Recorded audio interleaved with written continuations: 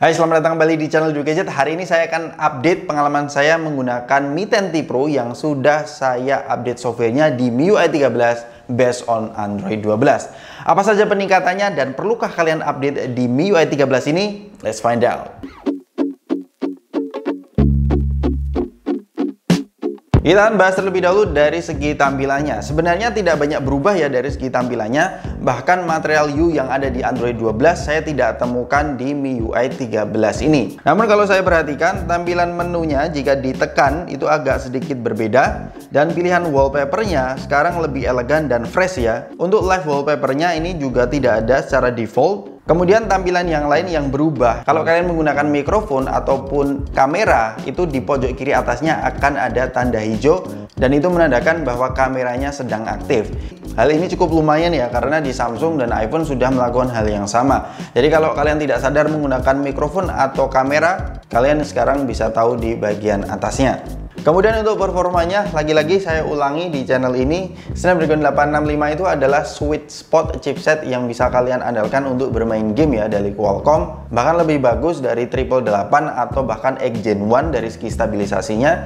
Dan setelah update di MIUI 13, lagi-lagi ini masih responsif, masih bisa saya andalkan untuk bermain game. Bahkan pengalamannya masih bagus seperti sebelum update. Kalau kita lihat skor benchmarknya, ini kurang lebih sama dibandingkan dengan sebelumnya, meskipun agak sedikit penurunan, tapi nggak ada masalah sama sekali. Yang saya notice dari performanya, jadi ada extended RAM ya. Sekarang kalian bisa menambahkan RAM 3GB ya by software. Kemudian ada performance mode di MIUI 13 ini. Kasih tahu kita apakah ada extended RAM atau performance mode sebelum update di MIUI 13 ini.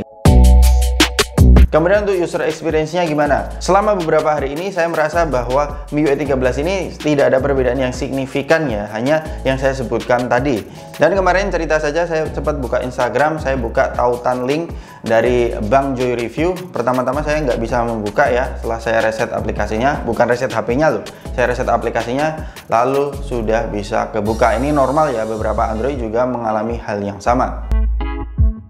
Kemudian untuk bagian kameranya, kita masuk ke aplikasi editing foto bawaannya terlebih dahulu. Ada beberapa tampilan yang dirubah. Dulu tidak terpisah seperti ini ya, basic dan AI-nya sekarang terpisah. Untuk AI-nya sebenarnya Mi 10T Pro sudah ada Magic Eraser seperti Google Pixel.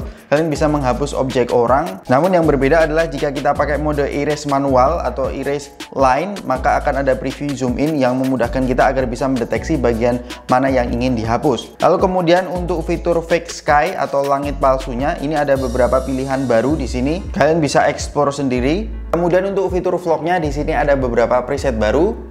I know you told your friend you're not okay. And tell me what's wrong and why you never said you felt that way. And guess you're trying to stay strong and fake a smile until I...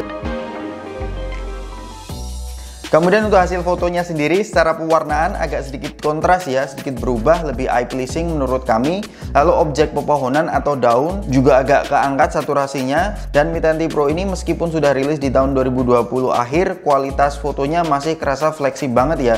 Jarang-jarang banget loh ada HP dengan embel-embel flagship killer memiliki kualitas sebagus ini. Kemudian untuk autofokusnya saya rasa agak berkurang ya kemampuannya dibandingkan dengan sebelumnya, terutama di kondisi yang melawan sumber cahaya. Kalian ngerasain nggak sih? Tulis di kolom komentar ya. Lalu untuk videonya di 4K 60 fps kadang juga kurang bagus autofokusnya, kecuali kalau pencahayaannya melimpah bisa cukup bagus autofokusnya.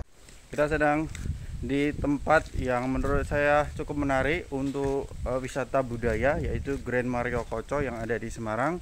Untuk story selanjutnya kalian akan tahu apa aja yang ada di sini. Let's find out.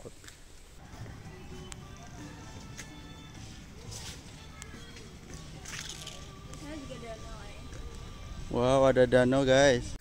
Sekalian nyoba 4K 60 fps nya setelah update di MIUI 13. Apakah stabil di Mi 10T Pro? Ternyata enggak ya, tapi kualitasnya bagus banget enggak sih? Alright, itu tadi adalah pengalaman saya menggunakan MIUI 13 di Xiaomi Mi 10T Pro. Itu adalah pengalaman subjektif dan pengalaman pribadi saya ya. Saya hanya merasakan apa yang saya rasakan saja. Kalau teman-teman ada yang merasakan pengalaman yang berbeda, kasih tahu kita di kolom deskripsi di bawah untuk membantu teman-teman yang lain untuk notice fitur yang baru di Xiaomi Mi 10T Pro. Terima kasih bagi teman-teman yang sudah subscribe dan nonton video ini sampai akhir. Sampai ketemu di video selanjutnya. Peace out.